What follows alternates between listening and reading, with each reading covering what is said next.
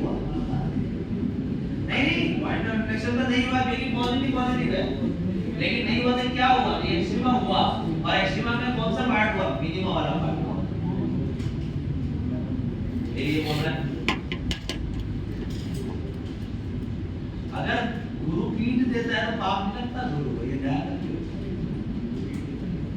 मैं सोच रहा हूँ बेटा बस कुछ मत करो, एक बार इसको बंद कर दो, कैमरा बंद कर दो, लक्ष्य को तो मैं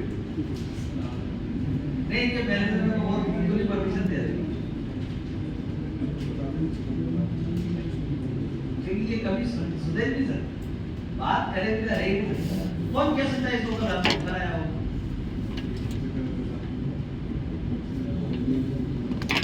सबूत क्या है।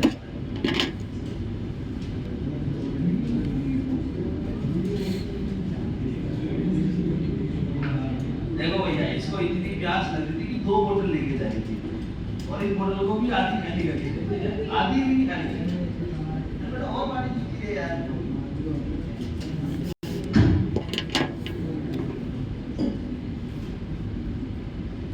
चलिए आगे जल्दी लिखो। हाँ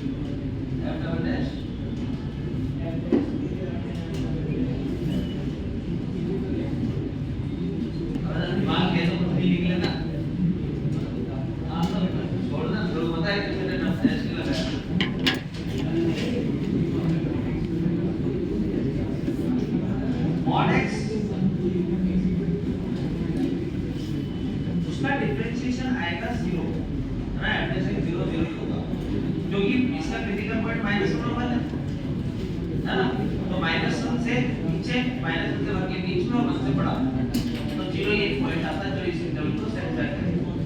ठीक है, -1 और 1 वैसे नॉन डिफरेंशिएबल पॉइंट है, कोई शार्प पॉइंट है। ठीक है, अब बचा कौन सा पॉइंट 0, और 0 एक पॉइंट बचता है, उस पर ऊपर की तरफ से नीचे जाना है, तो इस तरीके से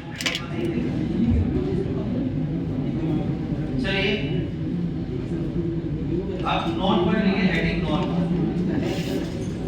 लिखे सर 2 मिनट।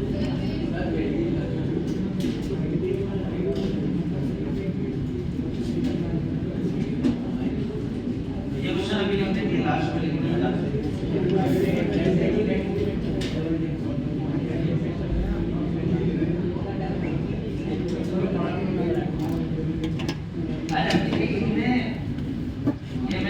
जाते समय फोटो खींच लेना,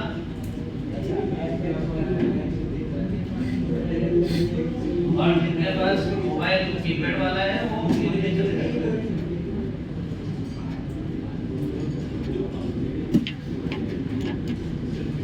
लिखे आप तो लिखे रहते हैं। Yes sir. देखो पहला पॉइंट देखो, if fx is strictly increasing function, if fx is strictly increasing function,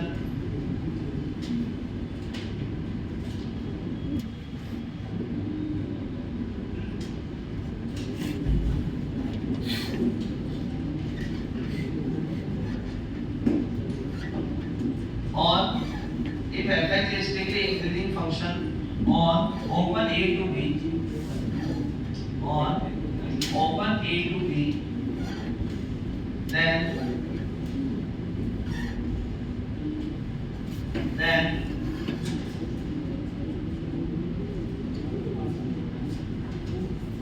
f inverse x is also strictly increasing, then f inverse x is also increasing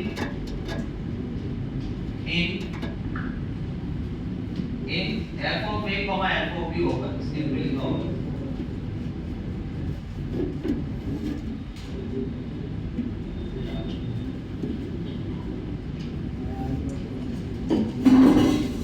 next पहले पॉइंट लिख लो सारे, फिर बता दो। दूसरा पॉइंट लिखना, if fx and gx are two continuous function, if fx and gx are two continuous and differentiable function,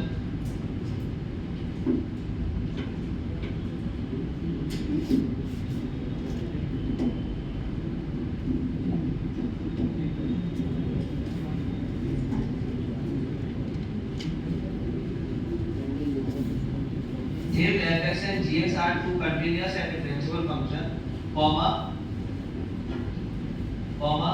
fog and gauge exist, fog and gauge exist, then first point,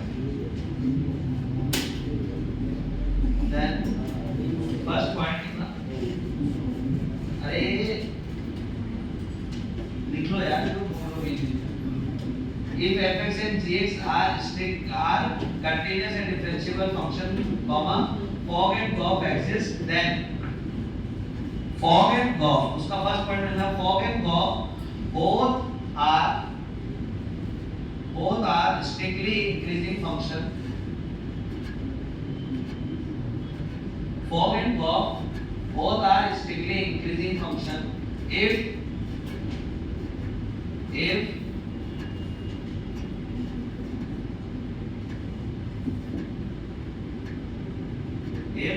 fx and gx both are strictly increasing, if fx and gx both are, लिखना फटाफट है, both are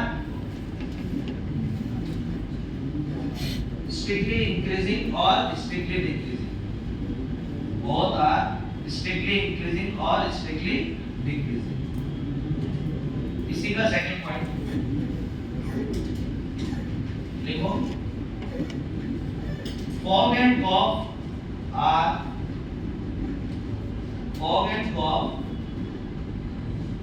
are strictly decreasing,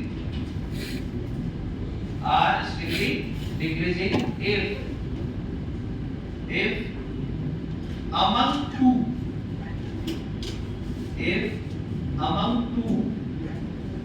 fx and gx, among two fx and gx, one is strictly increasing and one is strictly decreasing, one is strictly increasing and one is strictly decreasing।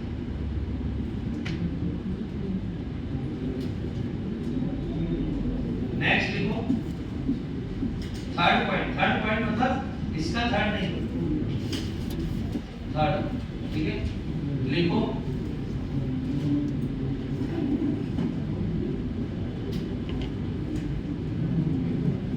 लिखिएगा, if fx is strictly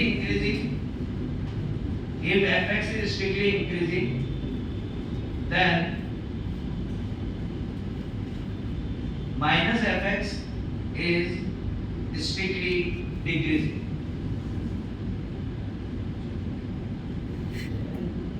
then minus fx is strictly decreasing।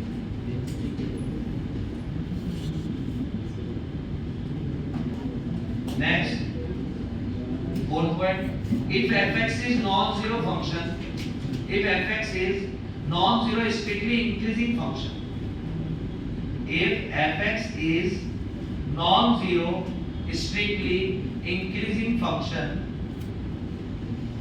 non-zero strictly increasing function,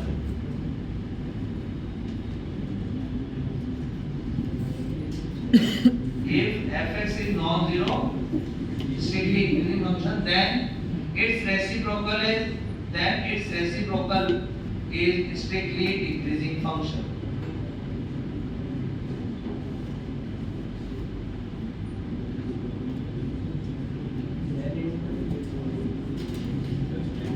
decreasing function।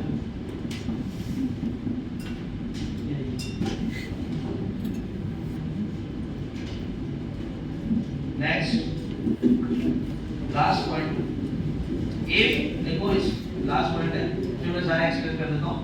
If fx is non-monotonic in if fx is non-monotonic in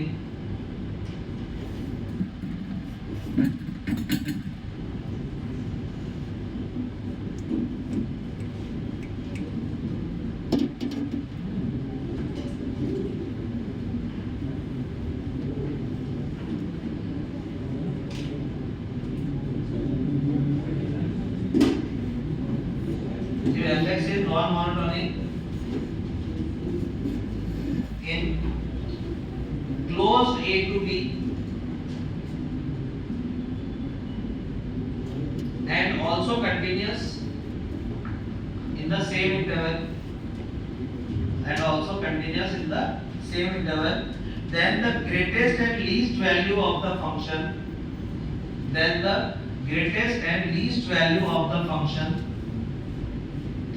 occurs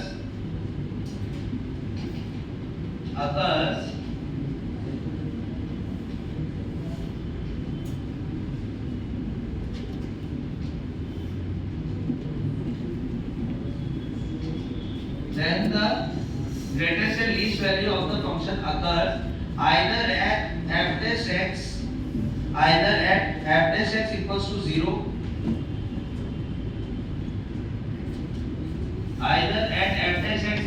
0, or does not exist, or at the end points,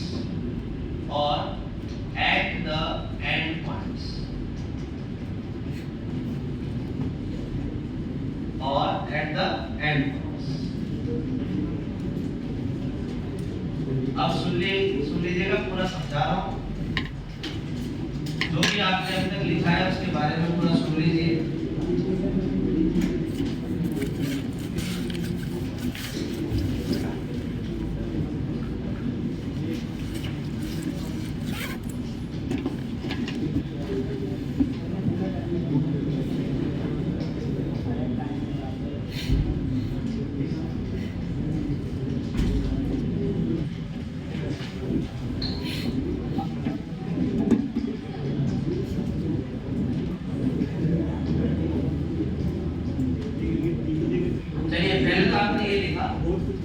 fx अगर strictly increasing function है तो उसका inverse भी strictly increasing होगा। तो ये अभी आपने x3 बनाया था, कैसा फंक्शन है ये? इंक्रीजिंग। इसका इनवर्स ये बनाया था और ये भी कैसा है? Strictly increasing. समझ में आती बात? ये a से b और f of a से f of b का कार्य समझ में आई क्या होगा? क्योंकि इनवर्स फंक्शन में इनवर्स की डोमेन fx की रेंज होती है और fx की डोमेन इनवर्स की रेंज बन जाती है। तो इसीलिए अगर fx की डोमेन a से b है तो f इनवर्स x की डोमेन क्या होगी? f of a से f of b। क्लियर? दूसरा पॉइंट, अब आपको ये बोला गया है कि f of gx एग्जिस्ट करता है। मैंने मान लो इसका डिफरेंशिएशन कर दिया और उसने बोला भी है कंटीन्यूअस एंड डिफरेंशिएबल फंक्शन कर दिया इसका डिफरेंशिएशन। अब मैं ये कह रहा हूं g डैश x पॉजिटिव, मैं कह रहा हूं g डैश x पॉजिटिव। अगर इसको पॉजिटिव बोला मतलब ये इंक्रीजिंग हो गया। तो और f डैश x को भी पॉजिटिव बोला मतलब ये वाला भी कैसा फंक्शन है? f डैश x अगर पॉजिटिव मतलब वो भी इंक्रीजिंग। बेटा दोनों पॉजिटिव हो गए, इसका मतलब f dash gx into g dash x की वैल्यू क्या आ जाएगी? पॉजिटिव। और अगर ये पॉजिटिव आ गया मतलब f of gx कैसा फंक्शन हो गया? Strictly increasing. मान लो ये नेगेटिव है, ये भी नेगेटिव है, तो ये भी डिक्रीजिंग, ये भी डिक्रीजिंग, लेकिन इनका प्रोडक्ट किया तो क्या आया? पॉजिटिव। इसी वजह से fgx क्या हो जाएगा? स्ट्रिक्टली। यही आपने सेकंड का फर्स्ट पॉइंट लिखा। देखो अगर fgx डिफरेंशिएबल है तो वो हमेशा स्ट्रिक्टली इंक्रीजिंग तभी होगा जब fx और gx दोनों ही स्ट्रिक्टली इंक्रीजिंग हो या स्ट्रिक्टली डिक्रीजिंग। कोई डाउट? अब अगला पॉइंट सुनना, बहुत इजी आगे की। कैसे समझाना है इसको? मान लो ये नेगेटिव और ये पॉजिटिव है, तो ये पूरा प्रोडक्ट क्या है? नेगेटिव। इसका मतलब FGH कैसा हो जाएगा? डिक्रीजिंग। तो इन दोनों, अगर ये सिचुएशन हुआ तब भी बात तो सेम ही रहेगी। तो एक को पॉजिटिव, एक को इंक्रीजिंग और एक को डिक्रीजिंग बोल दोगे तो FGH हमेशा स्ट्रिक्टली डिक्रीजिंग ही आएगा। ये दिखाया थोड़ा सही बात। अब देखो fx मैंने कहा आपको 10x, ये स्ट्रिक्टली इंक्रीजिंग फंक्शन है अपनी कोई डोमेन में, तो -10x कैसा होगा? डिक्रीजिंग। जहां ये पॉजिटिव है पूरा -π/2 से π/2 में -10x कहूंगा तो ये ऊपर चला जाएगी वैल्यू और इसकी सारी वैल्यू नीचे आ जाएगी। कैसा हो जाएगा? डिक्रीजिंग। ये आपने लिखा। फिर मैंने कहा 1/fx, अगर fx नॉन जीरो फंक्शन है और fx इंक्रीजिंग है तो 1/fx कैसा हो जाएगा? डिक्रीजिंग। कारण पता है? सिंपल सी बात तुम समझ में आ जाएगी। -1 लिखूंगा, डिफरेंशिएट करूंगा तो माइनस बाहर आ जाएगा और उसकी वजह से 1/fx कैसा हो जाएगा? क्लियर? अब ध्यान दो, जो लीस्ट ऑफ ग्रेटेस्ट वैल्यू का पढ़ाया उसके बाद तीन क्वेश्चन है, तीनों से ध्यान रखना।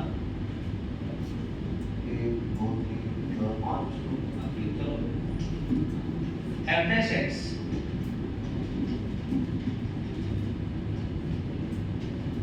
ये अब देखो f'(x) कभी भी नेगेटिव जीरो तो इस पोर्शन पे होगा ही, क्यों नहीं होगा? e की पावर वाला फंक्शन है तो हमेशा पॉजिटिव वैल्यू ही देगा, तो ये तो हमेशा ही क्या हो जाएगा? पॉजिटिव। और इसको इक्वल टू 0 करा था, x की वैल्यू क्या आई? 2। क्या आई? 2। अब फंक्शन की मिनिमम मैक्सिमम वैल्यू निकाल लिया, तो देखो आप तीन जगह निकालोगे, एंड पॉइंट पर निकालोगे या फिर लास्ट पॉइंट पर तो दिख जाएगा। पढ़ो एक बार, नॉन मोनोटोनिक फंक्शन बोल रहा हूं मैं, तो एक बात सोचो, 2 से बड़ी वैल्यू डालोगे तो f'(x) पॉजिटिव रहेगा और 2 से छोटी वैल्यू डालोगे तो f'(x) नेगेटिव हो जाएगा। तो फंक्शन तो नॉन मोनोटोनिक हो गया। एक्सपोनेंशियल फंक्शन है तो हमेशा कंटीन्यूअस होगा ही होगा, वो बात ही गई। अब आइए f'(x) जहां 0 हो रहा हो, नॉट डिफाइंड हो रहा हो या एंड पॉइंट, तीनों में चेक करो। तो f'(x) 0 केवल 2 पे हो रहा था, बाकी दोनों एंड पॉइंट्स पर वैल्यू क्या आ रही? वैल्यू निकालनी पड़ेगी। तो -5 पे निकाली तो e की पावर 48, 5 पे निकाली तो पावर 20 आ जाएगा, और 2 पे निकाली तो 2 4 -8 -3 + 4 -8 -7 नहीं माइनस ये करें ना तो 1/, ये वैल्यू था। तो सबसे मिनिमम वैल्यू किस पे है? ये तो मिनिमम वैल्यू है और ये हमारी ग्रेटेस्ट वैल्यू। ये है, कोई डाउट है तो?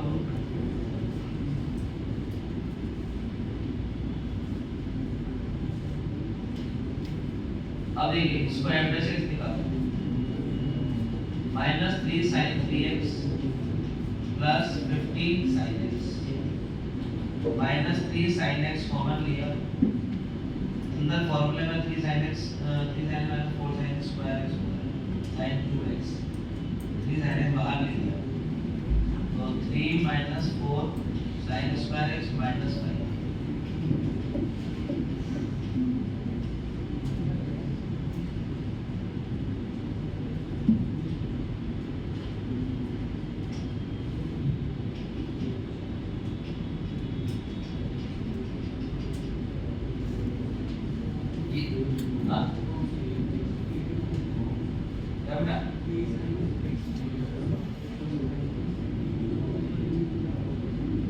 तो इसका भी तो फॉर्मूला में 3 sin x आता है ना, और ये बाहर एक 3 और, ठीक है, ये बन जाएगा।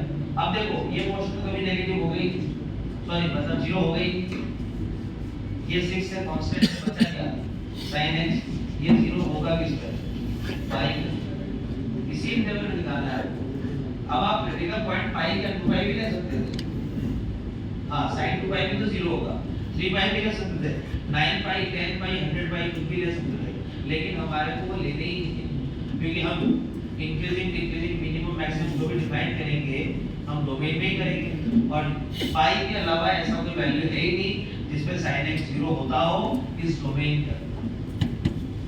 अब वैल्यू आपको निकालनी है तो पाई बाय 3 पे निकालोगे, 3 पाई बाय 2 पे निकालोगे और पाई पे निकालोगे। पाई पर वैल्यू आएगी 22, 3 पाई बाय 2 पे आएगी 8 और पाई बाय 3 -1 + 8 7 और पाई बाय 3 पे 7 1 बाय 2 -half। तो ये लीस्ट वैल्यू और ये वाली क्या हो गई? क्लियर है?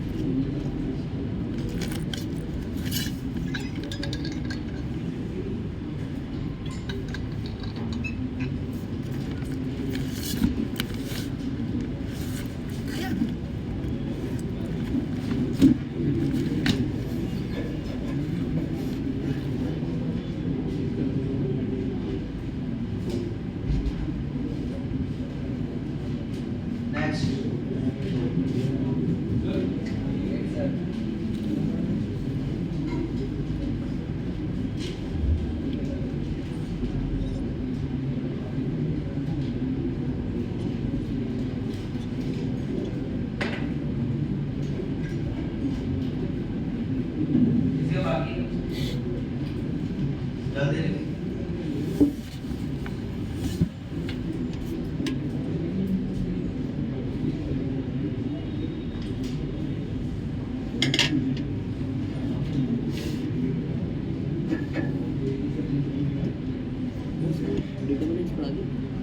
अब देखिए इसको कैसे सॉल्व करो, किस नियम से, न्यूटन एनालिसिस, ठीक है।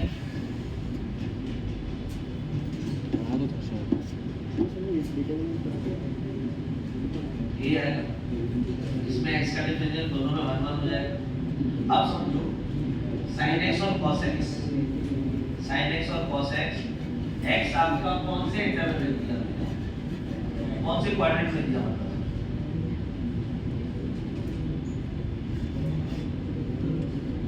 थर्ड क्वाड्रेंट, 5/4, 5+5/4 और 4/3, 5+5/3, कौन सा क्वाड्रेंट है, थर्ड।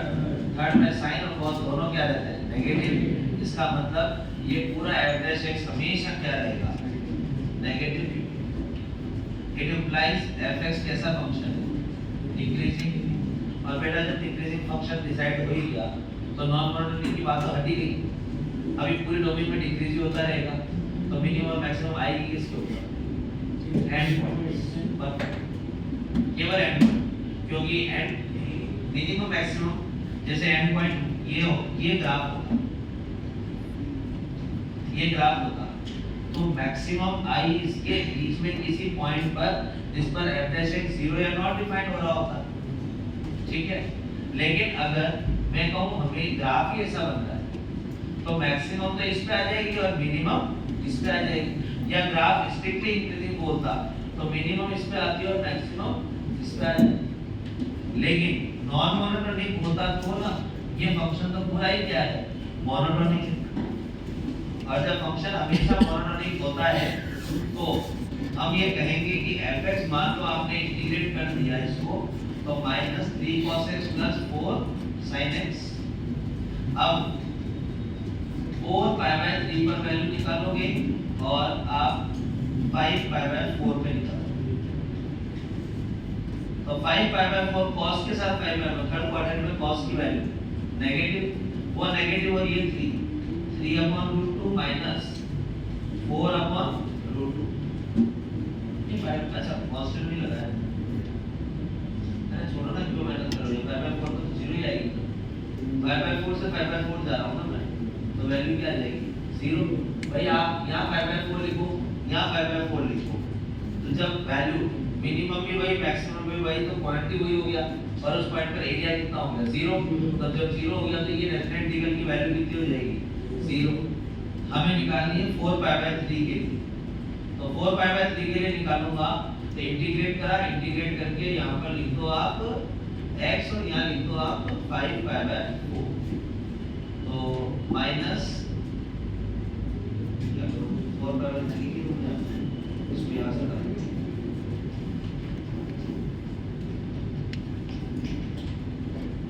इसमें मैं लिख देता हूँ, मैं आप बाकी लिख लो, नोट कर लो, ये वैल्यू कैलकुलेट करना पड़ेगा आपको। 3 - 4√3 प्लस अपॉन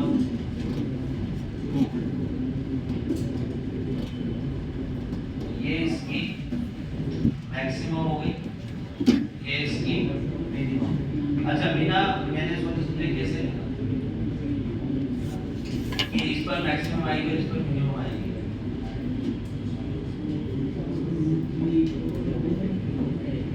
डिक्रीजिंग फंक्शन है तो मिनिमम पर तो मैक्सिमम, मैक्सिमम पर मिनिमम। डेफिनेट इंटीग्रल की वैल्यू सेम लिमिट पर बात होती है तो 0 ही होता है।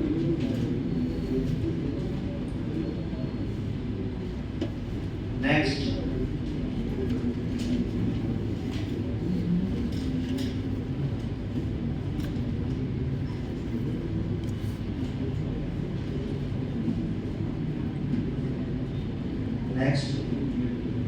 देखो, फाइंड द इंटरवल ऑफ बाकी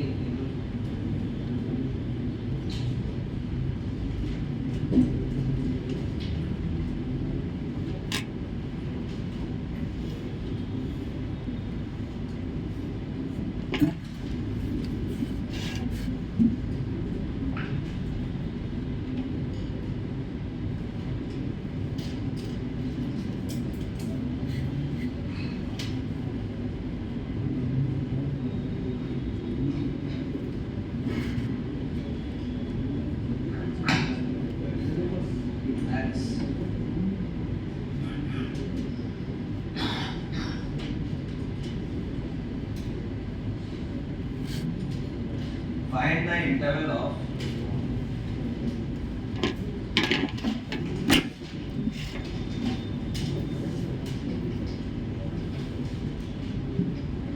monotonicity of gx is equals to 4x cube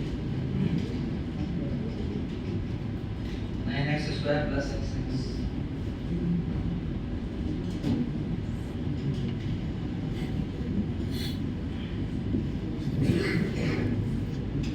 अब मोनोटोनिसिटी निकालने का मतलब क्या होगा, कहाँ इंक्रीज होगा कहाँ डिक्रीज होगा, ये बात। अब मैंने ये क्वेश्चन याद क्यों दिया, उसका रीजन है, एक पॉइंट लिखाया था रेसिप्रोकल का, तो मैं इसको डायरेक्ट डिफरेंशिएट नहीं करूंगा, वो मेरे कैलकुलेशन ज्यादा हो जाएगा। मैं क्या करूंगा, मैं इसको ऐसे लिखूंगा, लेट fx इक्वल्स टू, मान लो आप 4x cube 9x square plus 6x, मान लिया एवरेज x करोगे, ये है 6 कॉमन लोगे तो यहाँ पर क्या आ जाएगा 2x square 3x plus 1 factor 2x minus 1 x minus 1, ये आएंगे क्रिटिकल पॉइंट। अब एवरेज x 0 कहाँ हो रहा है, हाफ ऑफ 1 फैक्टर, सही है, हाफ और 1, यही बनेगा एवरेज x। तो अब एक बात बताइए, fx is strictly decreasing in x belongs to half से 1, therefore it implies gx is strictly increasing in x belongs to half से 1। बेटा दूसरा point, fx is strictly increasing in x belongs to minus infinity से half union 1 से infinity, but gx is strictly decreasing in x belongs to minus infinity से 0, 0 से half 1 से infinity. क्यों half 0 क्यों हटाया, जो यूज डेफिनेशन में मैंने पहले ही लिखा था, सबसे पहला वर्ड क्या, नॉन जीरो फंक्शन, और x ये वाला function gx is not defined at x equals to c, इस वजह से अपन ने 0 पर क्या कर दिया, पेज क्लियर।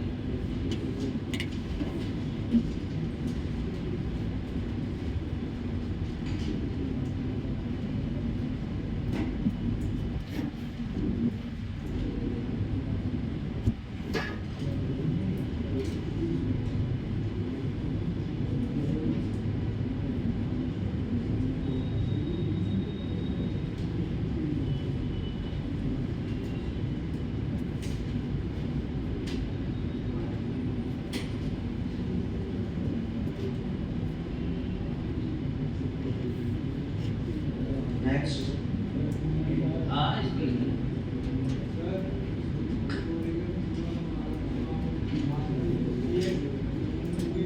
बेटा नॉन जीरो फंक्शन तो होना चाहिए ना, हमने तो fx को डिफरेंशिएट करा, उसकी डोमेन में तो 0 है, लेकिन gx की डोमेन में तो 0 है ही ना, डिनोमिनेटर 0 हो रहा है gx का, देखो ना gx फंक्शन ये रहा, x की वैल्यू 0 रखता हूं तो 0 0 ही हो रहता है, तो नॉन जीरो फंक्शन होना चाहिए, मतलब ये फंक्शन नॉन जीरो होना चाहिए, डिनोमिनेटर नॉन जीरो, और नॉन जीरो तो ये है।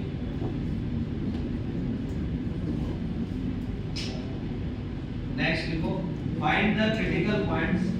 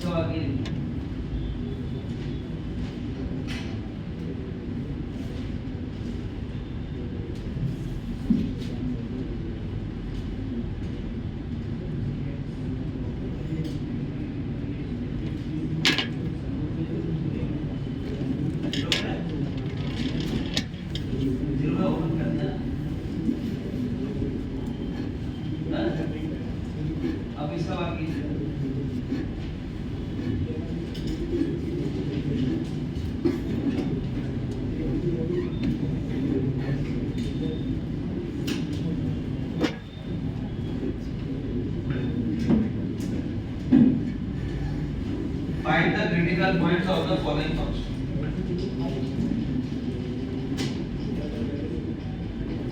X की power divide by 4 minus x.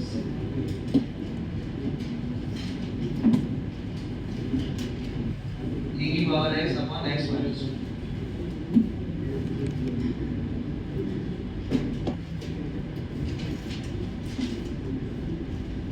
Critical point का मतलब क्या होगा?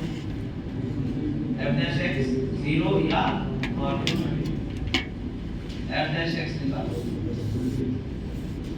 x की बात निकाल 4 minus x का क्या आएगा? minus 10. 4 minus x 3/5 का निकालो. 3/5 2/5 दिया जाएगा. एलसीएम 5x की पावर 2/5.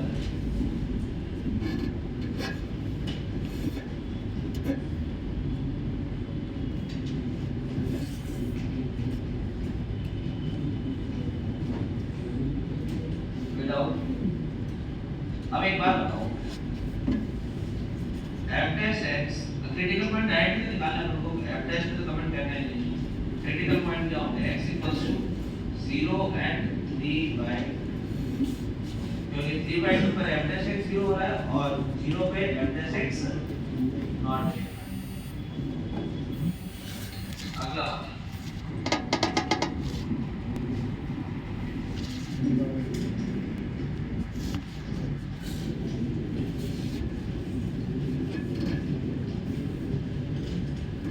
क्या क्या क्रिटिकल पॉइंट है बोलिए. x की वैल्यू 2 एंड 3. 2 रिजेक्ट कर देना, याद रखना. इसीलिए दिया था क्वेश्चन कि 2 डोमेन पे ही नहीं और आप 2 ले लोगे तो गलत हो जाएगा. फिर क्वेश्चन आता है नंबर ऑफ क्रिटिकल पॉइंट, तो डोमेन में देखना जरूरी है. तो क्योंकि क्रिटिकल पॉइंट तो वही होता है जो पॉइंट डोमेन में हो.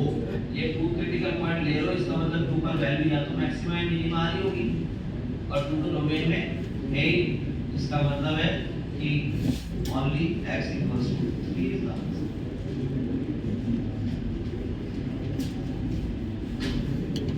देखो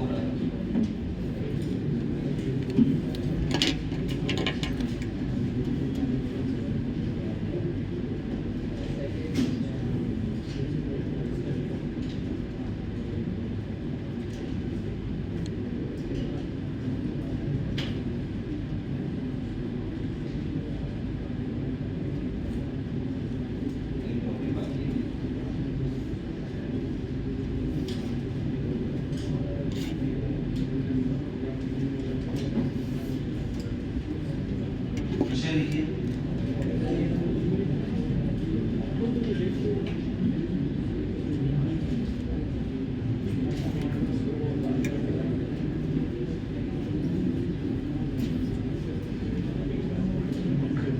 इसका वाक्य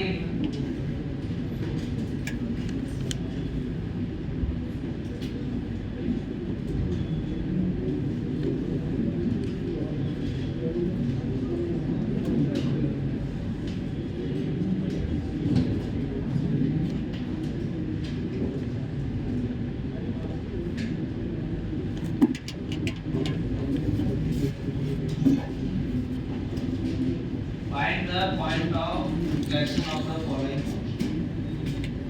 Find the थर्ड पॉइंट कैसे लेगा? third point. उसका फर्स्ट का थर्ड पॉइंट कैसे लेगा?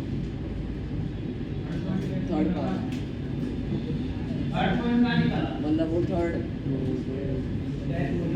स्टेप. हाँ थर्ड ये थर्ड स्टेप एलसीएम लिया ना बेटा, तो ये वाला इससे मल्टीप्लाई होगा तो 2/5 3/5 तो 1x हो जाएगा.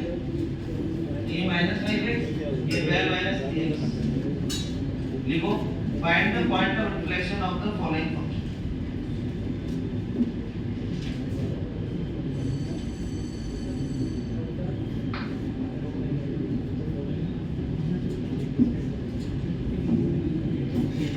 पहला f(x) equals to x³ 3x4 - 4x.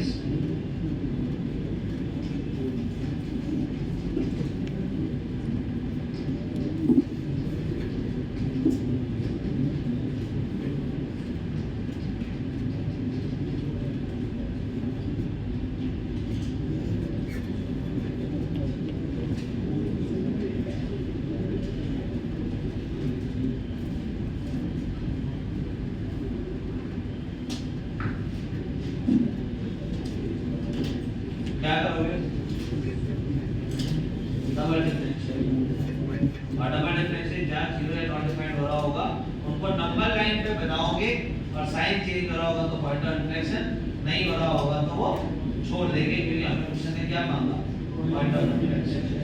तो अब यहाँ पर लिखते जाओ, ये तो आप डिफरेंशिएट होगी पता कर लो।